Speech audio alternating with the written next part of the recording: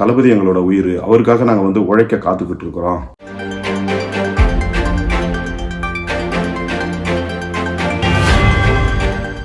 விஜய் வந்து ஒரு தெளிவான அரசியலை நோக்கித்தான் நகர்ந்து கொண்டிருக்கிறார்.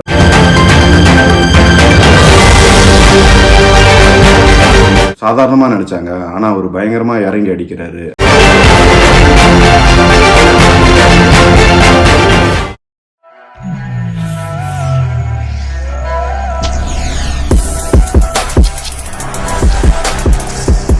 சமீபத்தில் சோசியல் மீடியாவில் நாகேஷ் எழுதின கதைன்னு சொல்லி ஒரு கதையை படி. அதாவது ஒரு கட்டிடம் எழுப்பப்படும் போது சவுக்க மரங்களை நட்டு தான் அந்த கட்டிடங்களை வந்து எழுப்புவாங்க. திரும்ப பூச்சி வேலை பண்ணி அதுக்கு பெயிண்ட் அடிக்கிற வரைக்கும் அந்த சவுக்க மரங்கள் தான் அதற்காக உழைக்கக்கூடிய மரங்களாக, அந்த கட்டிடம் உருவாவதற்கான முழு பங்களிப்பையும் தரக்கூடிய மரமாக அது வந்து இருக்குது. அந்த கட்டிடம் முடிஞ்சு அதுக்கு வந்து திறப்பு விழா பண்ணும்போது, கிரகப்பிரவேசம் செய்யும்போது வாழை மரத்தை கொண்டு வந்து கட்டி அதை வந்து செய்வாங்க, அந்த நிகழ்ச்சியை நடத்துவாங்க. அப்போ வந்து இந்த சவுக்கு மரம்லாம் பார்த்தீங்கன்னா பின்னாடி தூக்கி கொண்டு போய் எங்கேயோ ஒரு குடோனில் போட்டு வச்சுருவாங்க. ஏதோ ஒரு ஓரமாக அதை வந்து ஓரம் கட்டி வச்சுருவாங்க. அதாவது அந்த கட்டிடம் எழுப்புவதற்கு உழைச்ச மரம் வந்து அங்கே கிடக்கும். எங்கே இருந்த வாழை மரம் வந்து வாசலில் கட்டி தோரணம் கட்டி விழாவை கொண்டாடிட்டு இருப்பாங்க. இன்றைய அரசியல் நிலையும் அந்த மாதிரி தான். இது வந்து தாவேகா தளபதி விஜயோட கட்சி மட்டும் இல்லாமல் எல்லா கட்சியும், ஏற்கனவே கேப்டன் கட்சியிலேயே இதெல்லாம் வந்து இருந்திருக்கு, தேமுதிகவில் கூட. அதாவது ரசிகராக இருக்கும்போது ஒருத்தவர் எப்படி ஒன்றாலும் இருக்கலாம், ஒரு எந்த கீழ்நிலையினாலும் இருக்கலாம். ஆனால் பொறுப்புன்னு வரும்போது அந்த பகுதியில் அவருடைய வாய்ஸ் என்ன, அவருடைய செல்வாக்கு என்ன, அவருடைய சமூகம் என்ன, இப்படி தான் பார்த்து சமூக நீதி பார்க்குற கட்சிகளே இப்படி தான் பொறுப்பு வழங்கியிருக்காங்க. அது விஜய் மட்டும் விதிவிலக்கல்ல. சமீபத்தில் திருவண்ணாமலை மாவட்டத்தை சேர்ந்த சில தாவேகா நிர்வாகிகள் வந்து போர்க்கொடி தூக்கினர். இங்கே வந்து ஜாதி அடிப்படையில் பொறுப்புகள் வழங்கப்படுது, உழைச்சவங்களுக்கு வந்து சரியான வந்து பொறுப்புகள் இல்லை அப்படின்னு அவர் வந்து போர்க்கொடி தூக்கி பல தொலைக்காட்சிகளில் செய்திகளெல்லாம் நம்ம பார்த்தோம். தாவேகாவுடைய பொதுச் செயலாளர் புசி ஆனந்த் என்ன ஒரு அறிக்கை விட்டுருந்தாருன்னா, இங்கே வந்து பொறுப்புகள் வந்து இன்றைக்கு வந்தவர்களுக்கெல்லாம் கிடையாது. இது வந்து ஏற்கனவே சைக்கிளில் போய் யாரெல்லாம் உழைச்சி போஸ்டர் ஒட்டி கஷ்டப்பட்டாங்களோ அதை போன்றவர்களுக்கு தான் பொறுப்புகள் வழங்கப்படும் அப்படின்னு அவர் ஒரு அறிவிப்பு ஒன்றை வெளியிட்டிருந்தார். ஆனால் இந்த திருவண்ணாமலை மாவட்ட நிர்வாகிகள் மட்டுமல்ல, தேனியை சேர்ந்த மகளிர் அணி நிர்வாகி சத்யா நந்தகுமார் அப்படின்னு சொல்லி அவங்களுடைய பேட்டி ஒன்று பார்த்துருந்தோம். அவங்க மேலே வழக்கு இருக்குதுன்னு சொல்லி அவங்க வந்து பொறுப்புகள்லேருந்து நிராகரிக்கப்பட்டிருக்காங்க. அவங்களுடைய குற்றச்சாட்டு, அவங்க வந்து என் மேலே எந்த வழக்கும் இல்லைன்னு அந்த ஆதாரத்தை எடுத்துகிட்டு போய் பொதுச் செயலாளர்கிட்ட காட்டும் போதும் அவரும் அதை வந்து பெருசாக கேர் பண்ணிக்கல. இங்கே வந்து உழைச்சவங்களுக்கு வந்து மதிப்பு இல்லை, ஆனாலும் நாங்கள் வந்து தளபதிக்காக, எங்களுடைய அண்ணனுக்காக நாங்கள் வந்து உயிரை கொடுக்க கூட தயாராக இருக்கிறோம் அப்படின்னு சொல்லி இந்த தொண்டர்களெல்லாம் வந்து ஆவேசமாக பேசுகிறாங்க.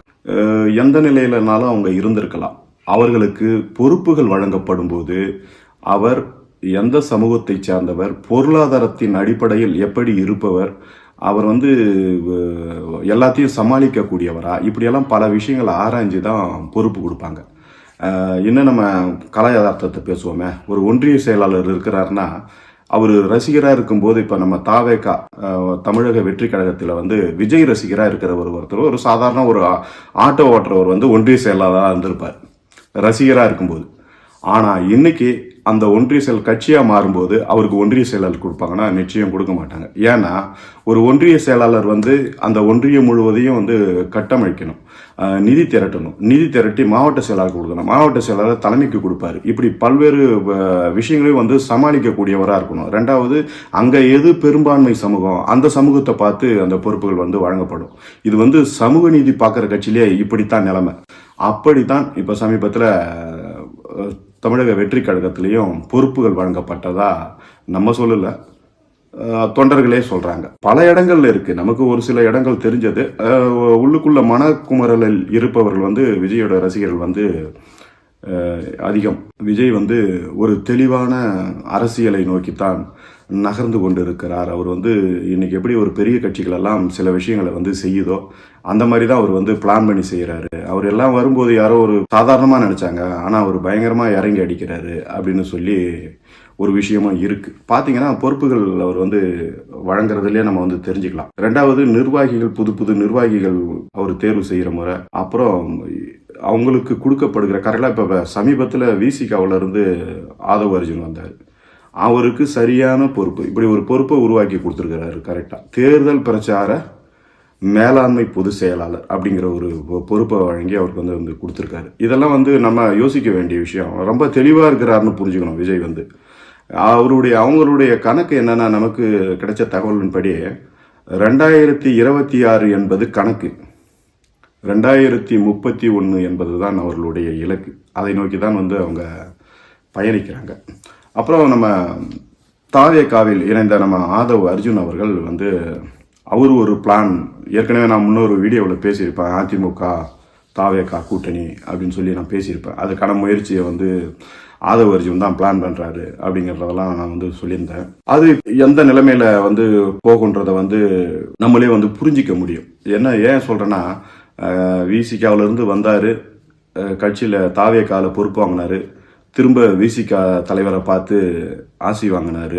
ஏற்கனவே அவருக்கு வந்து திமுக மேலே இருக்கிற அதிருப்தி, இதையெல்லாம் வச்சு நம்ம கணக்கு பண்ணி பார்த்தோம்னா வந்து அவர் பக்கம் வந்து பிளான் பண்ணுறாரு. அவருடைய நோக்கம் என்னன்னா, திமுகவில் இருக்கிற கூட்டணியை உடைக்கணும், தாவேகாவோட சேர்க்கணும், தாவேகா தனிச்சு அவர் தலைமையில் ஒரு கூட்டணியை உருவாக்க முடியுமான்னு பார்க்கணும், உருவாக்கினா சமாளிக்க முடியுமான்னு பார்க்கணும், இல்லைன்னா அதிமுகவோட இணையணும், அதிமுகவோட ஒரு பெரிய டீம் ஃபார்ம் பண்ணி அதிமுக, தாவேகா, விசிகா போன்ற கட்சிகள் எல்லாம் ஒன்றா இணைச்சு மாபெரும் ஒரு வெற்றி கூட்டணியாக மாற்றி காட்டணுன்றதான் அவருடைய இலக்கு அப்படிங்கிறதா சொல்லப்படுது. தொடர்ச்சியாக தாவேகாவுக்கு இன்னும் நிறைய பிரபலங்கள், அரசியல் ஆளுமைகள் எல்லாம் வர்றதா சொல்லப்படுது. நாம் தமிழர் கட்சியிலேருந்து காளியம்மாள் அவங்கள்ட்ட வந்து அவங்க வந்து இப்போதைக்கு மறுத்துட்டு இருக்காங்க. அவங்களுடைய கணக்கு என்னன்னு புரியல. இப்போது வரைக்கும் அந்த பேட்டியில் நான் இப்போ போகிற மாதிரி ஐடியா இல்லை, நான் போகிற மாதிரி இருந்தால் உங்கள்கிட்ட சொல்லிட்டு தான் போவேன் அப்படின்னு அவங்க சொல்லிட்டு இருக்காங்க. அது இன்னும் சில நாட்களில் மாறலாம். அண்ணன் சீமான் அவர்கள் தெரியும் இப்போ எப்படி இப்போ பேசிக்கிட்டு இருக்கிறாரு, என்ன பண்ணிக்கிட்டு இருக்கிறாருன்னு. பெரியாரை தூக்கி பிடிச்சி எங்கேயே இருந்து ஆரம்பித்து வந்தவர் இப்போ பெரியாரை தூக்கி பிடிச்சிக்கிட்டு நின்றுட்டு இருக்கிறாரு. அவர் ஏன் அப்படி பண்ணிட்டு இருக்கிறாருன்னு தெரில. விஜய்க்கு நிறைய மக்கள் செல்வாக்கு, மக்கள் ஆதரவு என்பது இருக்கிறதுங்கிறது மறுக்க முடியாத உண்மையும் கூட. இந்த பெரிய கட்சிகள் தேர்தல் நேரத்தில் பயன்படுத்துகிற சில யுத்திகளை தாவேகாவால் முறியடிக்க முடியுமா என்பதுதான் இங்க வந்து கேள்விக்குறி. ஒவ்வொரு கட்சிகளும் செலவு பண்றதுன்றது சும்மா சாதாரணமா கிடையாது. அதையெல்லாம் வந்து தாவேகா சமாளிக்குமா அப்படிங்கிறது தான் இங்க கேள்விக்குறி.